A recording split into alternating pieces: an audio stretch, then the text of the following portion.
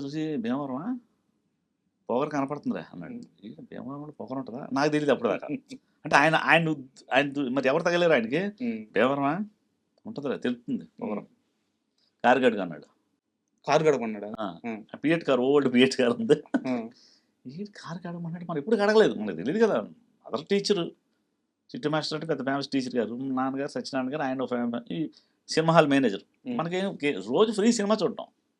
Car కడగమన్నాడు. సరే మొదలెట్టా కడుగు, మనకు పని కావాలి, సినిమా ఫీల్డ్ దూరాలి. సరే కడిగారు. వీళ్ళు బయటికి వెళ్ళిన మళ్ళీ లోపలికి బయటకు వచ్చి చూసి కడిగేసింది సార్. కడిగానండి. ఏంటి కడుగుతూ బుద్ధి జ్ఞానం ఉందా లేదా అని ఇసుక తీసి కారు మీద తీసాడు. ఇసుక అసలు అదే మనం ఊళ్ళో ఉంటే ఏదో ఒక బూత్ మాట కానీ లేదా ఏదో వస్తుంది.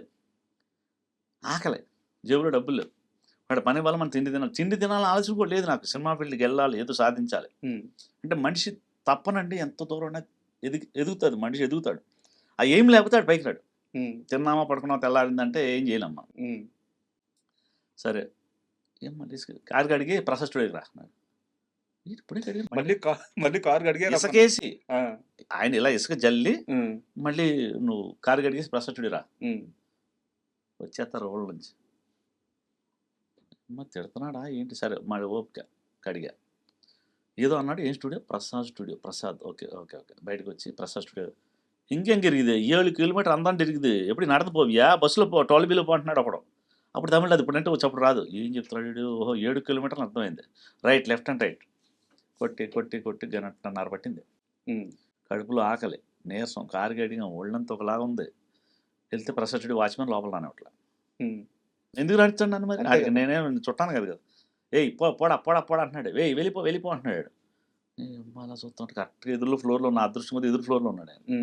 ఏ అని వదిలే అన్నాడు. ఉడు అవును ఉడి అన్నాడు. లోపలికి వచ్చి టిఫిన్ చేయి అన్నాడు.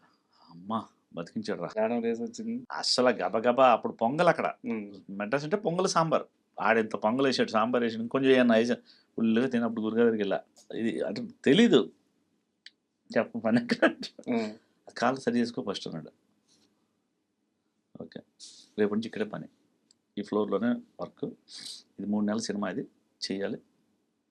అది ఇంటి దగ్గర చెప్పచ్చు కదా, ఆకలితో ఉన్నాను. ఏంటంటే బాబు మీరు బలివరు అన్న. ఎంత దూరం నడిపించారు? దూరం నడిపించి లేదురా నీకు ఓర్పు ఉందో లేదో చూడాలి కదా. సినిమా ఫీల్డ్కి కావాల్సింది ఓర్పు. కరెక్ట్.